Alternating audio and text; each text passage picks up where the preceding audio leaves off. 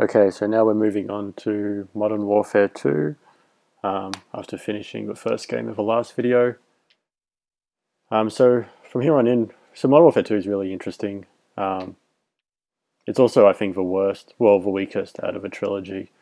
It had some really interesting moments, but also some really bizarre moments, and it all just kind of jumps the shark in the final level, which Modern Warfare 3 then kind of conveniently ignores, thankfully. So you kind of see in this game, after Modern Warfare 1 kind of goes from the World War II kind of design into the modern day, there's nowhere really else for Modern Warfare 2 to go except maybe more ridiculous and more bombastic. We've already had a nuclear bomb launched to the first one, and the way Modern Warfare 2 tries to kind of raise the stakes even more to an almost Michael Bay level, we don't need to see that. And you also see kind of some of the more cinematic methods used in the first game, interspersed with the kind of battlefield simulator stuff from the early games. You see that become more and more dominant here, where it becomes more about those cinematic, finely crafted moments instead of the, just kind of running and gunning bits. Though you do also get those in this game. Like, this game kind of has a bit of a identity crisis, I guess, where it's kind of in between. It wants to make what Modern Warfare introduced to the series better, but it also wants to be like the old Call of Duties. And you also have a sense of apathy in this game, where I think it's clear that Infinity Ward really didn't want to make any more Modern Warfares. They wanted to go do something else, but Activision had other ideas. So we're going to see some really great moments, really interestingly designed moments in this game, and also some quite terrible moments, but we'll see where we go. Apparently I bought a new PlayStation 3 since I last played this, so all my settings are going to be reset, obviously. So of course we start with a kind of the story so far kind of idea. And you have that kind of theme music that goes through the second and the third game, kind of introduced for the first time. What the hell kind of name is Soap? So I haven't had a chance to turn subtitles on yet, I'm afraid, but it's just kind of playing moments from the previous game.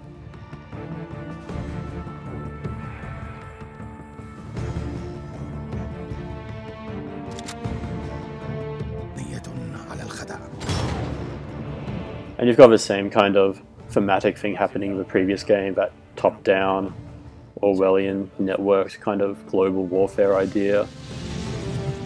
The camera looking down at everyone and then falling down into the different characters at different spots in the world. This one's a lot more globe-trotting than the first game as well. You get some really weird othering of... well, the Middle Eastern stuff gets weirder, and then also some bizarre, terrible South American levels. Which of course are just going through barrios. What's their hand?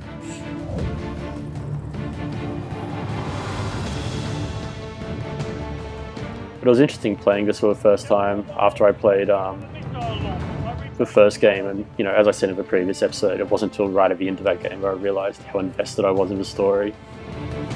And then I started playing this game, and I think I had forgotten how much I was into the story in the first game. I was like, oh yeah, I remember these characters and this happening, and actually being quite into this.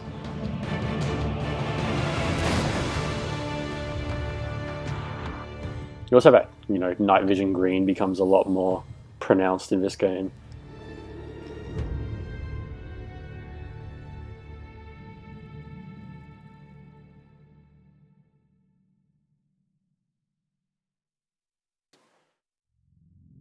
Help video games image problem. So this is 5 years after the end of the first Modern Warfare, after Zakhaev's death. The more things change, the more they stay the same. And we get introduced to Shepard, who is finds a place to rest an unfortunate addition to the series. We fought and bled alongside the Russians. We should have known they'd hate us for it. History is written by the victor, and here I am thinking we'd won. But you bring down one enemy and they find someone even worse to replace him. Locations change. The rationale, the objective. Yesterday's enemies are today's recruits. Train them to fight alongside you. So it's a statue of Zakhaev Eventually decide to hate you for it too. in Russia, which it never really says super explicitly, but essentially, you know, the ultra nationalists have taken over Russia now. So the quote unquote bad Russians are now in charge of Russia. Different day. They're not just rebels. I'm looking for Sergeant Foley. Keep your eyes open. That's interesting. I hadn't noticed that before. So this game actually starts in Afghanistan then. I thought it started in the fake Middle Eastern country introduced in the first game, but I guess we're in actual Afghanistan. So whereas the previous game started with the SAS, and you spent a lot of time with the SAS, the kind of American jingoism that the games are known for becomes a lot more pronounced in this game. You know, we're starting with the Americans. Okay, I gotta change some options. Excuse me for a moment.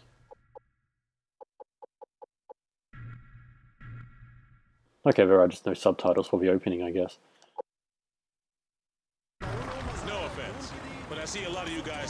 So we have the exact same kind of tutorial level as the first game, but there's a trope here you see in so many different games. In the first game where we were the new guy because it was the first Modern Warfare, here we're not the new guy anymore, we're showing these people what we're doing. So while it still kind of has to assume the player hasn't played a Modern Warfare before, the character knows what they're doing, so they're talking to you in a way as though you do know what you're doing, because a lot of players will know what they're doing, but they still need to do a tutorial. Interestingly, the third Modern Warfare doesn't even have a tutorial, they just kind of assume they're talking to people who've already played these games. It's not trying to win any new audiences. Alright, I wasn't listening. So we have the same kind of mechanics as the first one. I guess I'll go briefly. You know, you can just fire normally, or you can go down the eye sights and you get that nice kind of lock on when you aim down the sights. You've got to pick your targets by aiming deliberately down your sights from a stable stance. Private Allen, show our friends here how the Rangers take down a target. Crouch first, then aim down your sight at the target.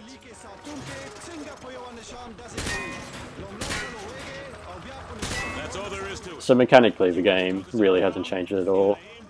Apart from the fact you probably noticed I'm playing on a PlayStation now instead of my Xbox 360. Since solely because I bought this game while my first Xbox was dead and I hadn't bought a replacement yet. If your target is close to where you're aiming, you can snap to it quickly by aiming down your sight.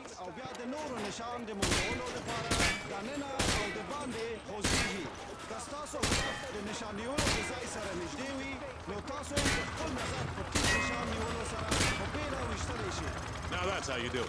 You want to take down your targets quickly and with control. Now, if your target is behind light cover, remember that certain weapons can penetrate and hit your target. The private here will demonstrate. So again, you can shoot through walls just like the previous game, or certain kinds of walls. Toss a frag grenade. Private Allen, pick up some frag grenades from the table. Toss the grenade down the range to take out several targets at once. Good. Note that frags tend to roll on sloped surfaces, so think twice before tossing one uphill. All right. Thanks for the help, Private Allen. Now get over to the pit. General Shepard wants to see you run the course. All right. Who wants to go first?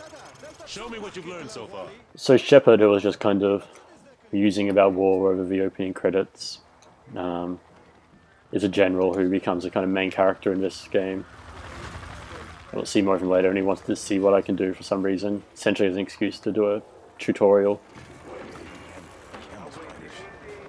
So there's an Easter egg here somewhere, where if you stand still somewhere, there's a moment which again got in a lot of trouble for when it first came out, where I can't remember if you overhear a conversation or if a character speaks to you, but one of the soldiers essentially makes a joke about what's it called? Don't ask, don't tell, the homophobic laws of the US military that prevents gay servicemen from being open about their homosexuality. He's up there in observation. So it's this weird moment where it's kind of making a joke of it instead of any kind of serious commentary on it. Good. Now switch But to your that's up there somewhere. People wrote articles about it. I'll see if I can find them and link it under here. Remember, switching to your pistol's always fast. There was also an issue for marketing. There's Shepard up there, just kind of off in the distance, just kind of watching you. Not sure I've noticed him up there before. Down squad. If that's your thing. There was also Murphy advertising, marketing of this game, or free. I think it was this game. There's nothing really to say about this. I'm just going to keep talking.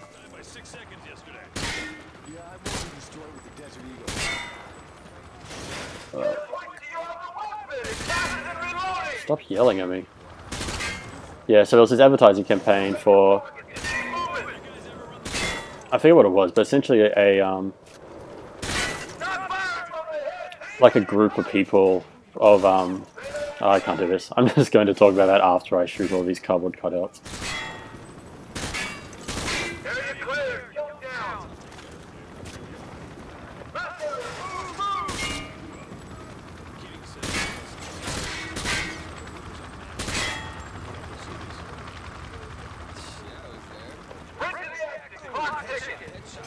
Alright, I've seen worse. You got a few rough edges, though. Okay, head upstairs and regroup with your team. Nobody wants to see me do that again. Right, so it was a marketing campaign where like they were talking to players who were from a group, and the group was spelled FAGS. It was like Fragmentation and Grenade Services or something, I can't remember. But clearly just like playing to the series kind of worst kind of multiplayer community people instead of actually trying to make it better. So that was weird. So what I'm trying to say is this game does have those problematic issues around its community, and the single player campaign doesn't really help if I don't show, don't ask, don't tell Easter eggs. But anyway, so you finish the training course, and as you come up, people have been attacked somewhere in Afghanistan, so we're going to go and shoot people after this kind of opening monologue from Shepard about how great technological hardware is in the military, because we can build bridges, I guess. Powerful military force in the history of man. Every fight is our fight. Because what happens over here matters over there. We don't get to sit one out. It's hard to tell how sincerely to take this. Between the prospering of your people. Helen's laughing behind me because of what Shepard's saying, and it is totally ridiculous. But we can give you the But like, and I'm not worried about spoilers, I'll tell you now, like Shepard ends up being a bad guy.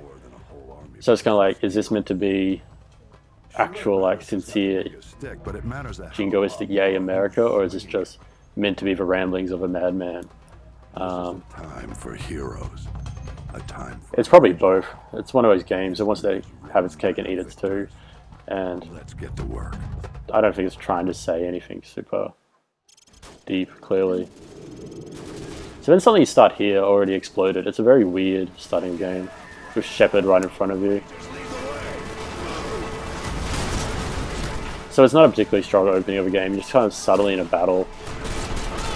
You just kind of you're not even moving. You just kind of sit here and shooting at random people on the opposite shore.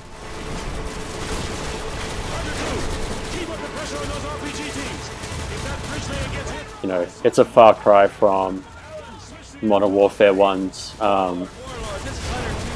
boat mission kind of spec ops kind of thing with the silencers and everything. You just kind of, you don't have a nice kind of moving through an environment. You're just sitting back here lobbing grenades over at some enemy force in Afghanistan on the opposite side.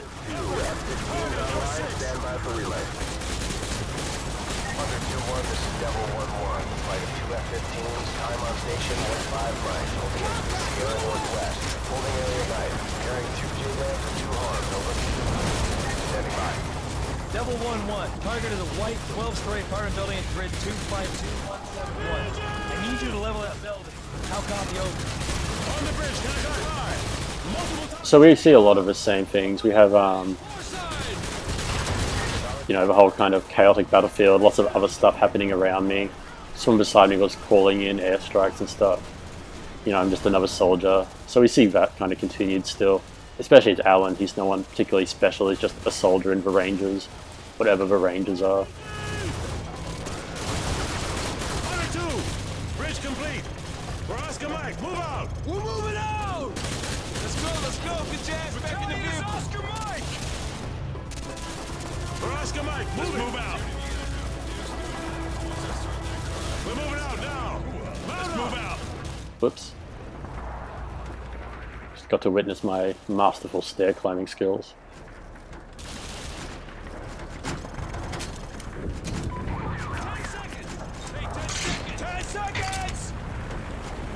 So this is a weird moment to start the game in. Hey, which building? The one at 1 o'clock. Hey, Dave, which one is it? Is it the one on the left or the right? The one on the left. Hey, isn't this danger close for the task force? Come on, since when does Shepard care about danger close?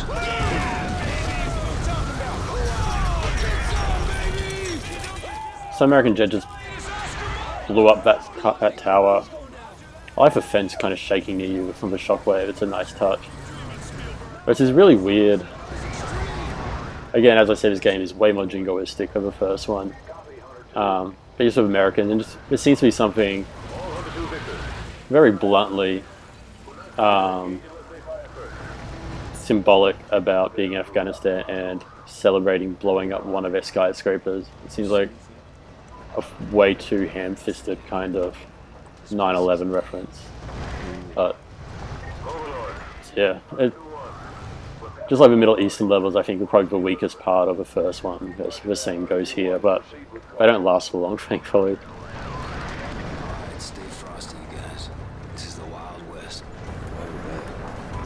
You see a lot more civilians in this game, especially obviously later in the no Russian level. This part is alright though. I kind of like this nice kind of claustrophobic feeling in here. Especially the first time you play, you don't actually know where they'll be attacking from. We've got some enemies just standing here watching, but we're not allowed to engage if they're not armed. If that don't mean we can shoot them. So there's a nice kind of quiet before the storm moment, which is done quite well. I don't see Jack! All Hunter Vickers. This is Sergeant Foley. Prepare to Prepare to engage! We're going in! This is it! Speed them up!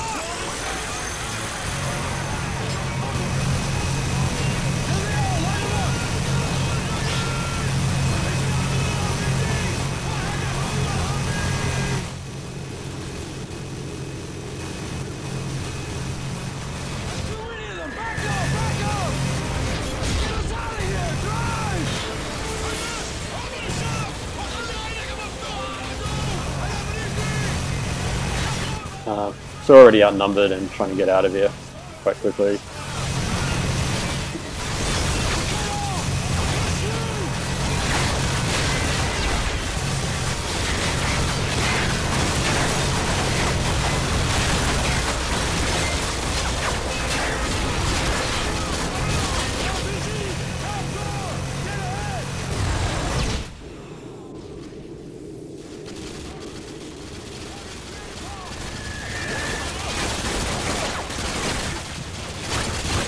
Oh god, missed the door.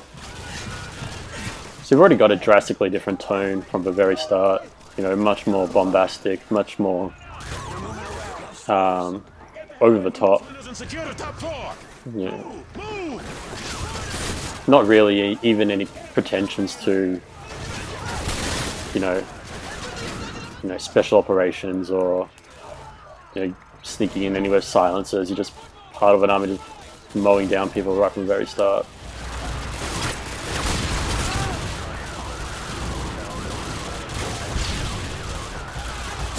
So it's very much just trying to be bigger and louder in every way than it can be, both largely to its detriment. But there are also going to be lots of interesting moments that allows as well that we'll see starting quite soon. On me, let's go!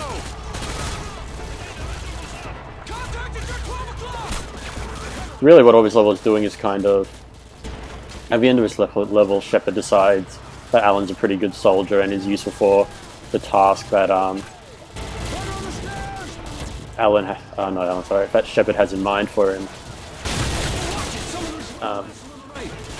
So all this mission is really doing, apart from giving us a kind of refresher on how the mechanics of modern warfare work, is just saying this is who Alan is. Oh dear. this is who Alan is. He's an American soldier. And this is who Shepard is. That's pretty much all it's doing.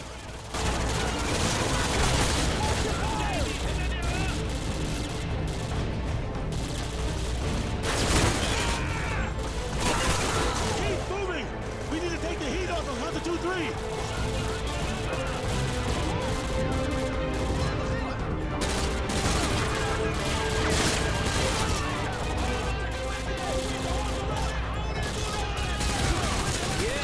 Through history class now. Hunter 2-1, this is Hunter 2-3. Thanks for the assist.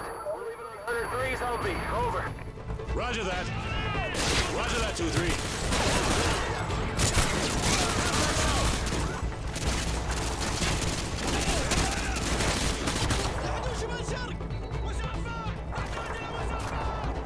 I think I saw one run into that classroom.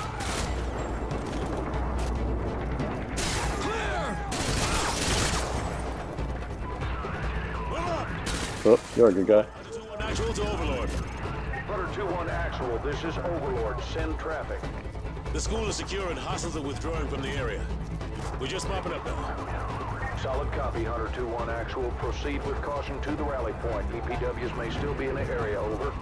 Roger that, Overlord. Thanks for the tip. Out. Squad, watch for enemy stragglers. Let's get to the rally point. Tango, near the dumpster.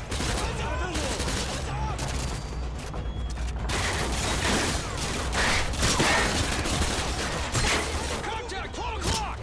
I got eyes on. Frag out!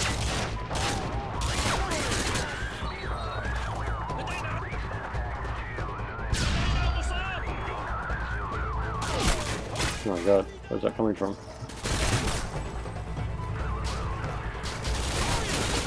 So I had that guy walking in backwards shooting that way as a very clear, making you know there's more Americans up here. So they come out of that door like that we've caught up with our crowd again. Gentlemen, good work on Of course, here's Shepard. Alan, you'll be taking orders from me from now on. I'll brief you on the chopper. Let's go. Battalion is Oscar Mike! So Shepard has his own plans for me. I guess we'll see what those might be. So now I'm working for the CIA.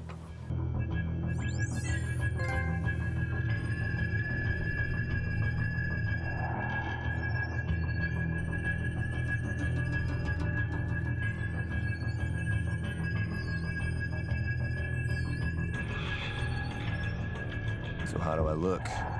Like one of the bad guys. Perfect for your undercover assignment. So Makarov is the prize. Makarov's no problem. So Alan, the character we were just playing, is talking, which is interesting. None of our characters talked in the previous game. Just remember your new identity. It'll keep you alive. Welcome to the 141. Best hand-picked group of warriors on the planet. It's an honor, sir. When do I meet the rest of the team? They're on a mission recovering a downed ACS module behind enemy lines. Their feet wet? Imagine they're just about freezing right now.